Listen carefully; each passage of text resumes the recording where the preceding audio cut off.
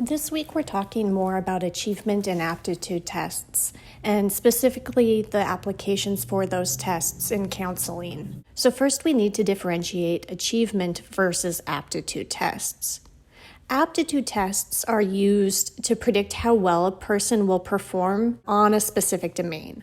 So they're really designed to measure a student's ability to learn or to determine if a person has potential in a particular area or program. For these reasons, aptitude tests are often used at the beginning of a program or may even be used as part of college entrance requirements. They are often also used as part of private school entrance requirements or entry into a gifted and talented program in schools. Achievement tests, on the other hand, they measure a person's level of current skill in a certain area. So the purpose of achievement tests is more descriptive than aptitude tests. It's really focusing on the extent to which the test taker student has mastered a particular skill or area of knowledge. Oftentimes, achievement tests are utilized as an indicator of future performance, like aptitude tests are, but they are specifically measuring that person's level of current skill.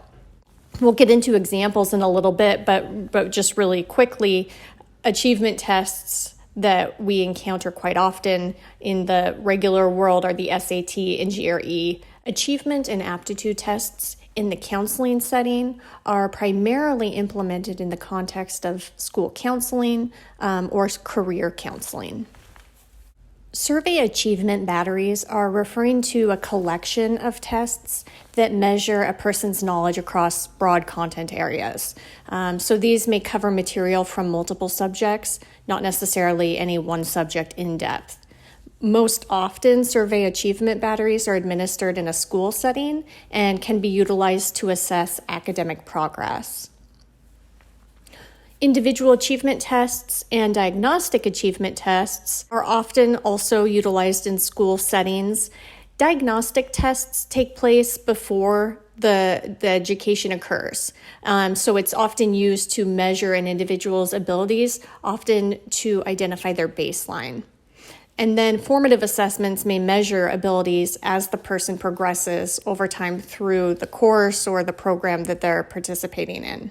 Individual achievement and diagnostic achievement tests are often utilized to diagnose learning disabilities. And a couple examples of tests that are used for diagnosing a learning disability are the Woodcock-Johnson tests of achievement and the Wechsler individual achievement test.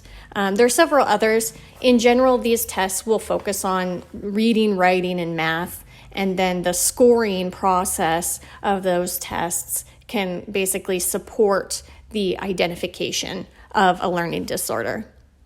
When we look at criterion reference tests and minimum level skills assessments, these are types of tests in which test scores are used to generate a statement about the behavior that can be expected of a person with that score. So basically, minimum level skills assessments are identifying the benchmark of a person's basic knowledge in a particular category like math or reading, and then that's measured through learning assessments. And the criterion reference test can indicate what a person's ability level is going to look like. Subject area tests are simply the various tests that clients or students are administered that are organized into separate subject focus sections. And those tests sections are used to measure and score the person's competency and skill in each area. And subject area tests are often identified as containing subsets. So a subset is designated for each category or subject, and then they can all be combined for a collective total score. However, individuals may choose to utilize one particular subject area or subset from a larger test to narrow down a specific category. For example, if we're looking at a subject area test that is specific to math, we may be using that test to identify a person having dyscalculia or another learning disorder associated with math. Separately, a reading or writing subject area test may be particularly useful in clarifying or defining a person's learning disability in the context of reading, language processing. It may be utilized to narrow down dyslexia and that sort of thing. Survey achievement tests are distributed in group settings, and they're administered to tons of students in multiple school districts throughout the nation. They're really common. And many subtests that measure achievement in certain academic areas like reading, math, language arts, these are utilized in the context of a survey achievement test. Ultimately, these tests can provide really useful information on a student's strengths, limitations, as well as their progress from year to year. And of course, the ultimate question is always, how valid are these tests? Are they really effectively identifying not only a person's strengths and limitations, but are they also effectively reporting on the person's progress? Are they a reliable source of information? And really, there's a few ways that we look at the validity of survey achievement tests. The most basic direct evidence of content validity is simply obtained from detailed examination of the test itself.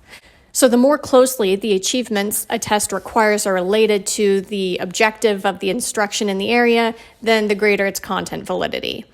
Another method for identifying the validity of one of these achievement tests is by comparing scores on it with subsequent measure of attainment of the ultimate objectives of instruction.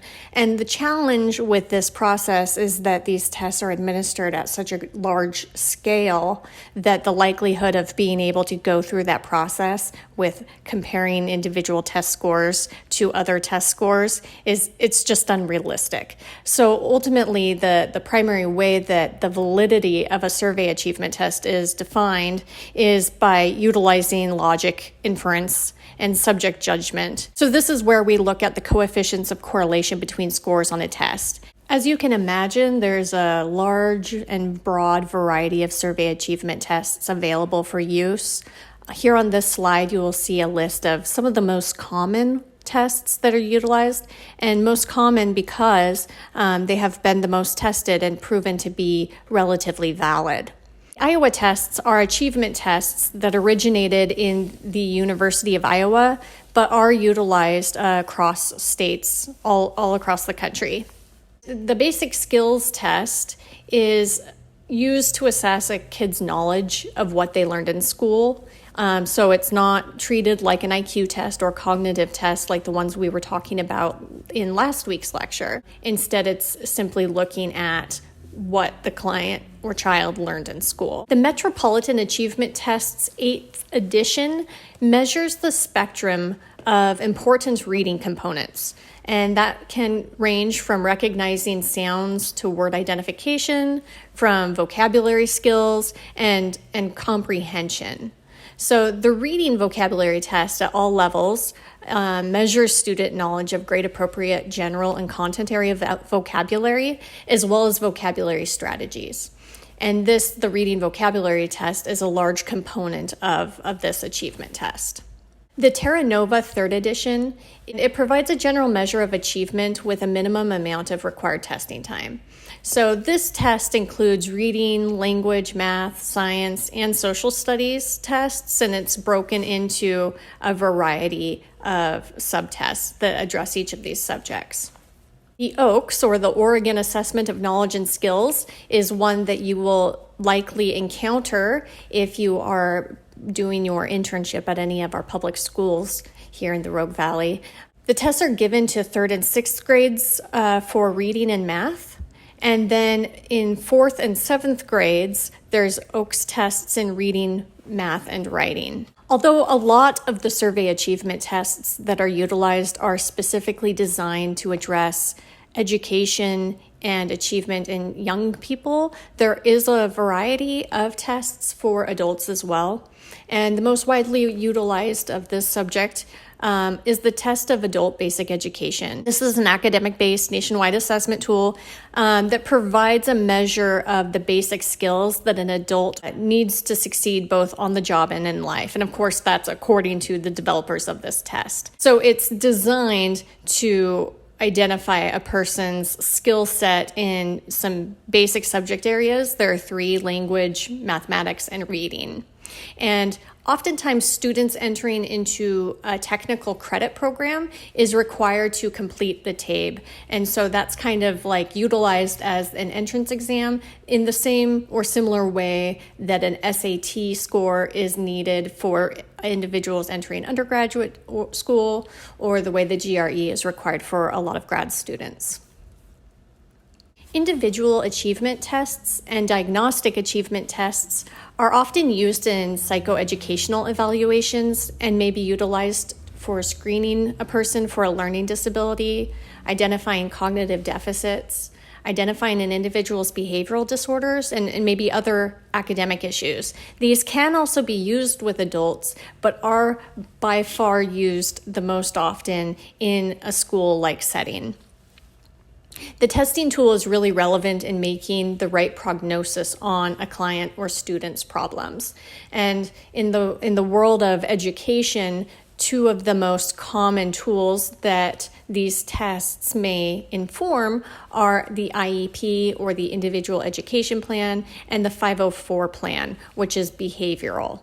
And so these are two plans that can be provided in the school setting as additional support that a student may need in order to be successful. And individual achievement tests, or the diagnostic achievement tests, may be utilized to identify what kinds of supports the student is going to need, as well as identifying the severity of the concern and potentially even being used to measure any progress that's being made. But in order for a student to even qualify for special education services and receive an IEP or a 504 plan, they are required to produce some sort of test scores that support this information. And generally speaking, those tests are facilitated by a school counselor. However, schools will also accept test scores that are provided by an outside evaluator like a neuropsych. For context, when I worked with young children and adolescents in secure psychiatric residential treatment, the vast majority of those individuals were at least on 504 plans, as in they struggled with being able to regulate their emotions and impulses in a classroom setting, and so were often provided an alternative means of education. So these individuals would often be in a different classroom setting than their other peers, and they may be issued extra breaks. Or I had one client who really struggled with PTSD, and as part of her transition plan out of res and back into the real world, so to speak, we spent some time honing in on her 504 plan and making sure that it was updated and useful for her in the public school setting. And a large piece of it involved it being written into her plan that the teachers had to accommodate her need to get up and remove herself from the classroom if she was becoming triggered, and be able to regulate and then come back into the classroom. There were some built-in plans that we developed for permission that even if a teacher normally says that music isn't allowed in the classroom, that she be allowed to wear discrete earbuds and listen to music while taking a test. The teacher could approve the music beforehand to make sure it wasn't a recorded set of answers, and so on and so forth. So that's just a couple of examples. The process of developing these plans and allowances in a school setting are first and foremost informed by those individual achievement tests and those diagnostic achievement tests. Some of the most commonly used achievement tests are the Kaufman test of educational achievement, the wide range achievement test, and the Wechsler. The Kaufman is an educational tool for children, and it measures areas including math, reading, writing, and oral language. It's often utilized to identify or diagnose a learning disability, or to identify special supports that a student may need in the classroom.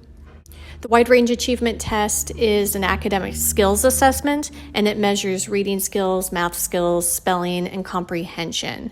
This really serves as an initial academic achievement evaluation. It can also be used as a reevaluation or means to measure progress made for a student, but primarily it's utilized as kind of a initial academic achievement evaluation to determine where the student is starting from. It can be used as an entrance exam for a private school or a gifted and talented program or a special supports program, and it can also be utilized on a larger scale for school districts to identify what the current trends are in a certain generation of students. The Wechsler Individual Achievement Test is an individual assessment of academic achievement for students from the ages of 4 all the way up to 50 years and 11 months. So that's so specific. But this test encompasses a really broad range of academic skills. It does include the basics like reading, writing, math, oral language. And again,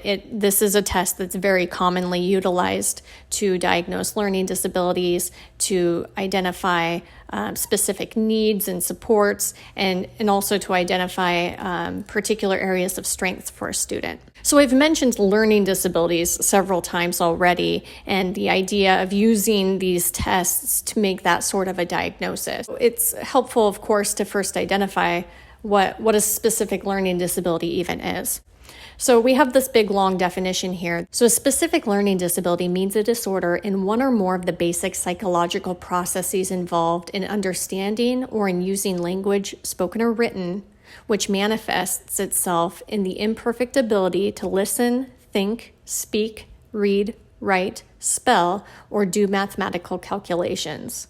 This includes conditions such as perceptual disabilities, brain injury, minimal brain dysfunction, dyslexia, and developmental aphasia. Such terms do not include a learning problem that is primarily the result of visual, hearing, or motor disabilities, of mental retardations, of emotional disturbance, or of environmental, cultural, or economic disadvantage. We interrupt this program to bring you a special report. My name is Andrea Huebner, and I'm a pediatric neuropsychologist at the Mayo Clinic Children's Center. So unfortunately, learning disabilities are pretty common, and in the United States, about 15% of people will have some form of a diagnosable learning disability. There are different types of learning disabilities, and this can get really confusing for parents because there are lots of different terms that are thrown around. There are actually 3 commonly and officially recognized learning disabilities in the Diagnostic and Statistical Manual of Mental Disorders, which is the manual that professionals will use to classify learning disabilities as well as other problems. The first and most common of these is a reading disability or a reading disorder, also sometimes called dyslexia, depending on the particular characteristics that are present. And these are children who may have difficulty learning letters and numbers. They might have difficulty understanding letter and sound correspondence. So they see the letter T and they have trouble remembering that that letter T makes the T sound. But even more than that, they have difficulty with blending sounds. So once they're able to understand that the letters like T-A-P have the T-ap sound, they have difficulty blending those sounds. And we think that this is a problem in part with something called phonological memory, which is a part of the brain or a process of the brain that helps us to hold that sound information in mind. So as you might imagine, these difficulties can lead to problems with just reading single words, and they also extend to things like reading comprehension. So once a child is reading full sentences or reading paragraphs of information, they might have difficulty putting all of that together to derive meaning from what they're reading. Another characteristic of dyslexia or a reading disability is slow reading. And the reason for that is because we believe that the brains of these children are wired a little bit differently, so that they just don't have the same automatic processes that typical readers will have. So it takes them a little bit longer to get through printed text, and that kind of processing is just more laborious for them. Another type of learning disability is a math disability. It's sometimes called dyscalculia. This is a problem with processing numerical information.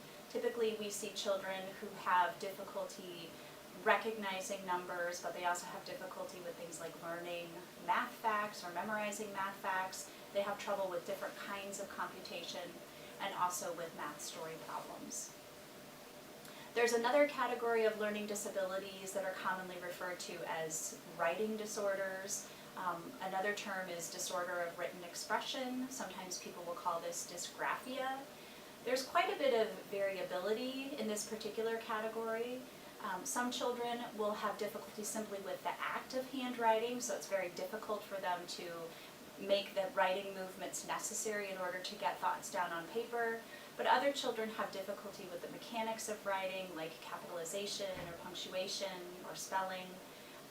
And then also problems with writing content. So they can have maybe the words and the ideas in their brains, but they have trouble organizing them and getting them out on paper efficiently. There are other learning problems that children can have that are not necessarily formally classified, but children can have them nonetheless. There's one category called nonverbal learning disability or nonverbal learning disorder. We think that children who have these difficulties struggle with what we would consider to be right hemisphere functions, so things like visual spatial skills, math abilities, also with global processing of information. They may have difficulty with fine and gross motor skills and also with math. In contrast, they might have particular strengths in things like reading and spelling and even reading comprehension. Some children also have difficulty with executive functions. Executive functions are really a set of skills that involves generating strategies to problems, information processing, impulse control. They also help with emotional and behavioral regulation. And children can have difficulties with executive functions for many different reasons. Again, it's not a formally diagnosed learning disability, but it certainly can affect children's ability to learn. Now back to your regularly scheduled program. So the process of identifying and diagnosing a specific learning disability is more complicated than simply applying an aptitude or achievement test and then interpreting the scores. In the past, the discrepancy model was used primarily to identify a person's specific learning disabilities. The discrepancy model is still used by some schools. The term discrepancy is referring, of course, to a mismatch between two things. And in this case, the discrepancy is referring to a mismatch between the kiddo's intellectual ability and their progress in school. The discrepancy model identified when there was a difference of 2 standard deviations between the person's academic achievement and their intellectual ability. So to implement the discrepancy model, there would have to be an implementation of tests or assessments that both identified the person's academic achievement as well as their intellectual ability, which could be measured in an IQ test or other cognitive test. The RTI model is the response to intervention model, and this is an alternative to the discrepancy model and is the more widely utilized model today. It was really originally developed as a general framework for predicting, remediating, and preventing negative outcomes that are common for students with disabilities. Data from the RTI model is used to identify students at risk for poor learning outcomes, and it also provides a framework for interventions that can be given to students at the primary, secondary, or tertiary level. The students' progress is then monitored, and the interventions that are implemented can be adjusted as needed based on the progress that the kiddo is making in school.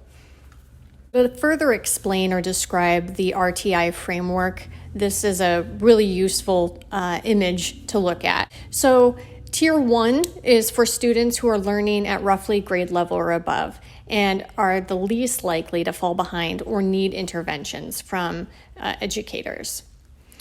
Individuals who are identified in Tier 2 are students who are lagging pretty well behind their peers, and they're demonstrating weaker progress on those screening measures and do end up requiring some form of intervention. And then the students in Tier 3 are the individuals who are lagging behind their peers by 1 or more years. And these are students who are demonstrating very weak progress on those screening measures and do require intensive intervention.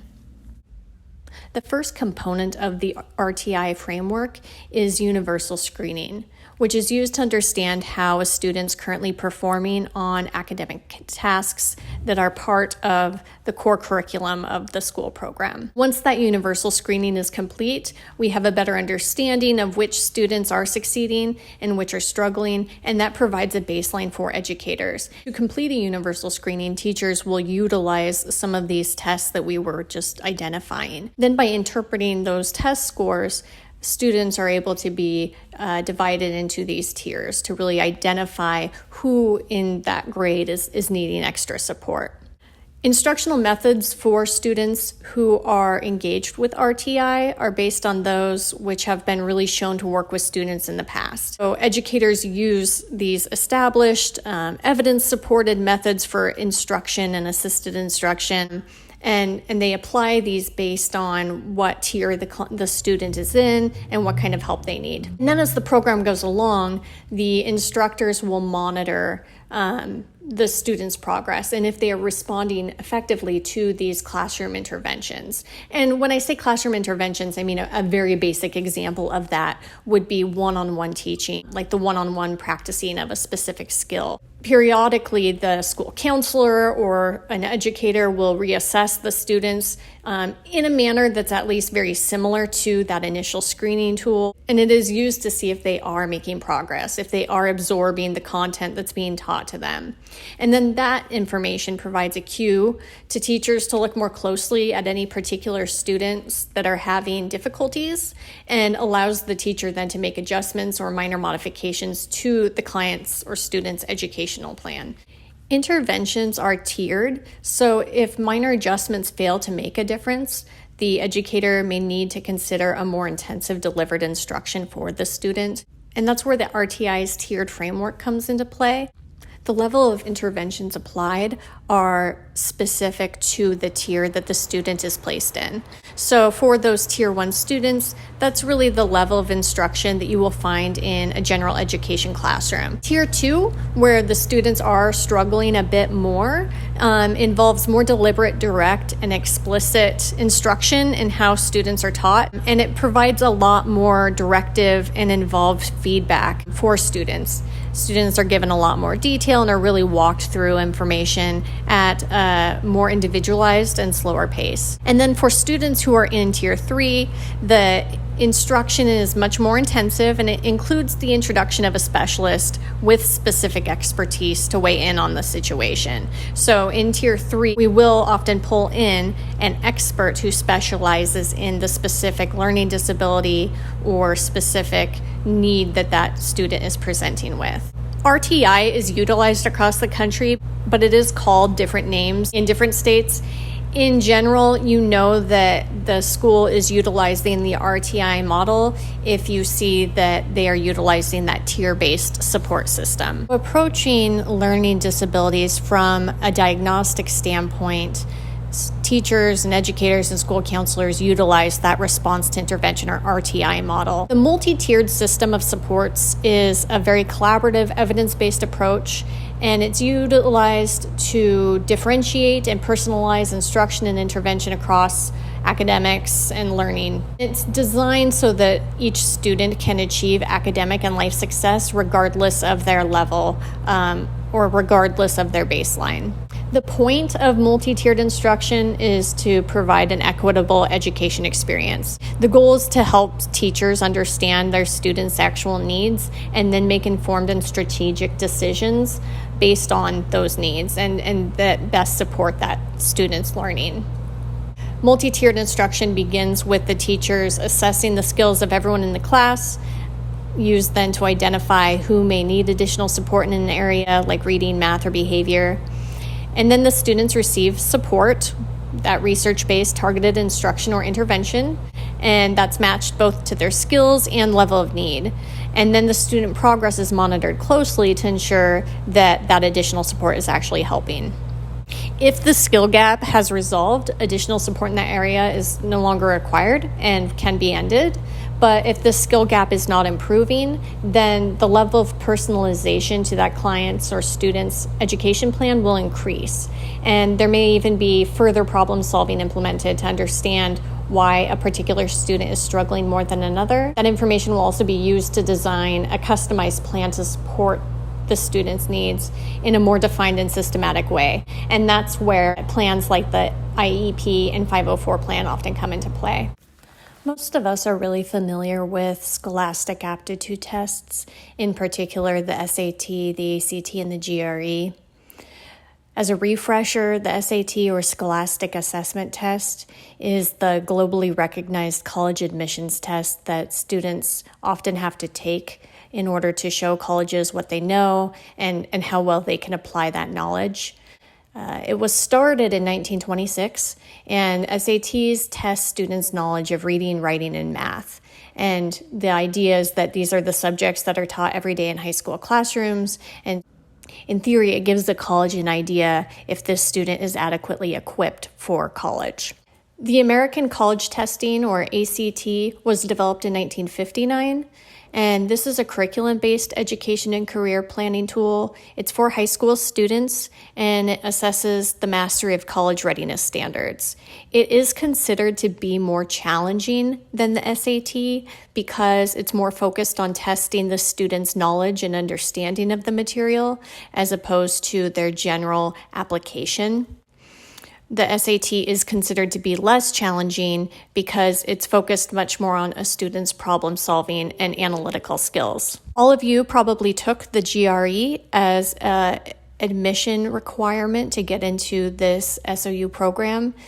As you know, the GRE, or the Graduate Record Examination, is a multiple choice computer-based standardized exam that is often required for admission to grad programs as well as graduate business programs. The GRE is considered more complex than the SAT or ACT, primarily because it's more challenging in terms of vocabulary and reading sections.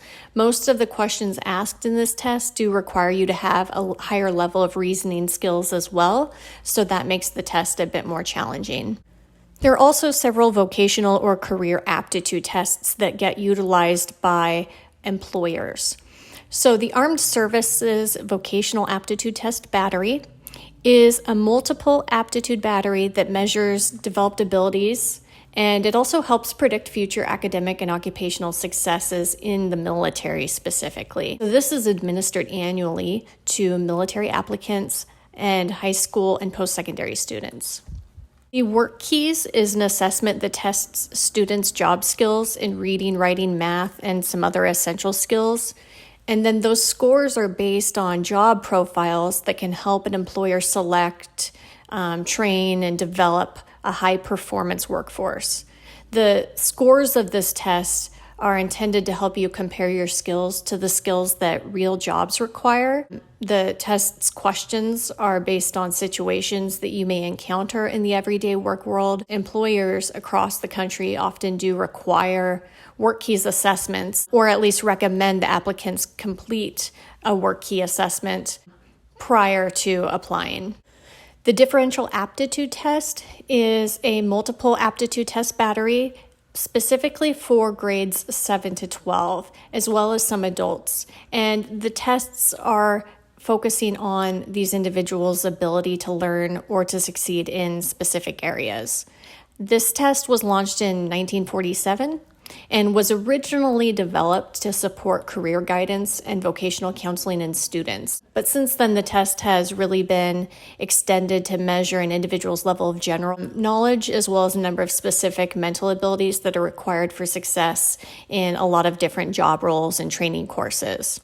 One of the reasons why the differential aptitude tests are being used more and more is because there has been a lot of recent research indicating that these tests of mental ability are highly predictive of performance in the workforce. The SAT and ACT tests are also widely implemented because they are considered valid. Statistically, the validity of the SAT and ACT are about the same. In fact, the correlation between an SAT score and a student's GPA GPA, as well as the correlation between a student's ACT score and their GPA really ranges from 0.3 to 0.5. So that's considered a really strong correlation. However, we do recognize that the best predictor of college success is not limited to a person's SAT and ACT score. In fact, the best predictor has been found to be a combination of all three of the SAT section scores and the high school grades. Similarly, the best predictor of graduate school success is both a combination of the GRE scores and the person's GPA that they accomplished while in undergrad. Vocational and career aptitude tests are often utilized in career counseling to predict job or occupational performance. Some are often also used for employment selection purposes. For example, I remember when I was in undergrad, I took a waitressing job at the Olive Garden. And good old Olive Garden required me to complete some sort of an aptitude test. I don't remember anymore which it was. But I had to complete a vocational aptitude test as part of the application process. So these are often utilized by a lot of different employers. The idea is that if the employer selects the right instruments, they are able to accurately predict the person's successful performance in their job duties. But that is a challenge for a lot of different reasons. For one, we know that a person's job duties within a particular occupation really vary, especially depending on the specific organization and the setting that that job is in. There's also, of course, the question of what constitutes successfully performing. We recognize that there are so many different careers that encompass such a broad variety of job roles and responsibilities that applying a specific job aptitude test is not going to accurately predict how well a person does in that. And frankly, the same can be said for school aptitude tests like the SAT and the ACT and the GRE. These tests give you a general idea of this person's knowledge base, but it also really brings into light the ongoing debate that these kinds of standardized tests really test a person's ability to take a test. If you are like me and struggle with really bad test anxiety, then you know firsthand that the test does not always accurately reflect what you know or what your ability is. The first standardized tests that we know of were administered in China over 2,000 years ago during the Han Dynasty. Chinese officials used them to determine aptitude for various government posts. The subject matter included philosophy, farming, and even military tactics. Standardized tests continued to be used around the world for the next 2 millennia, and today they're used for everything from evaluating stair climbs for firefighters in France to language examinations for diplomats in Canada to students in schools. Some standardized tests measure scores only in relation to the results of other test takers. Others measure performances on how well test takers meet predetermined criteria. So, the stair climb for the firefighter could be measured by comparing the time of the climb to that of all other firefighters. This might be expressed in what many call a bell curve. Or it could be evaluated with reference to set criteria, such as carrying a certain amount of weight, a certain distance, up a certain number of stairs. Similarly, the diplomat might be measured against other test-taking diplomats, or against a set of fixed criteria which demonstrate different levels of language proficiency. And all of these results can be expressed using something called a percentile.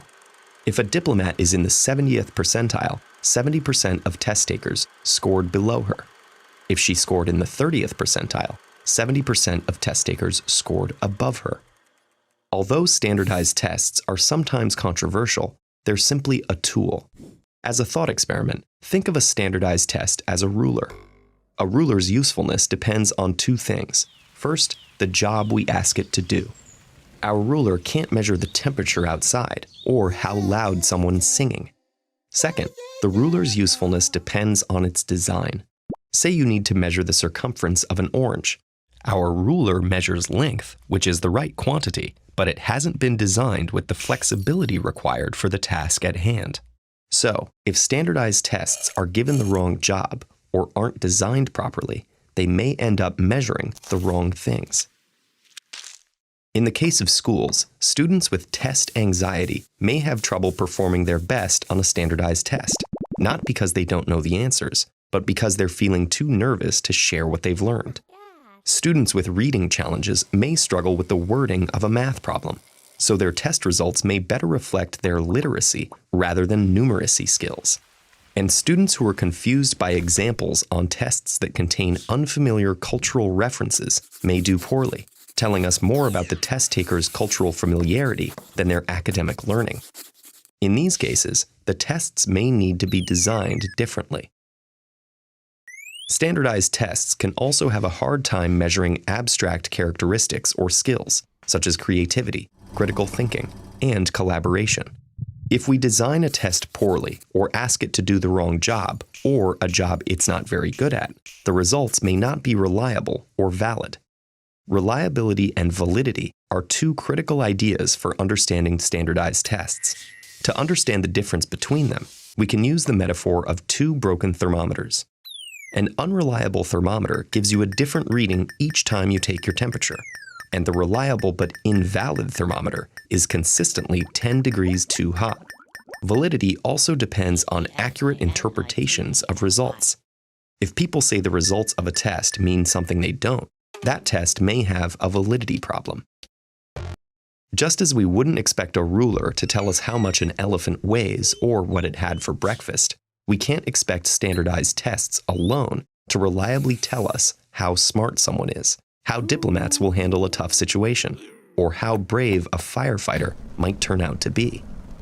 So, standardized tests may help us learn a little about a lot of people in a short time, but they usually can't tell us a lot about a single person. Many social scientists worry about test scores resulting in sweeping and often negative changes for test takers, sometimes with long-term life consequences. We can't blame the tests, though. It's up to us to use the right tests for the right jobs and to interpret results appropriately.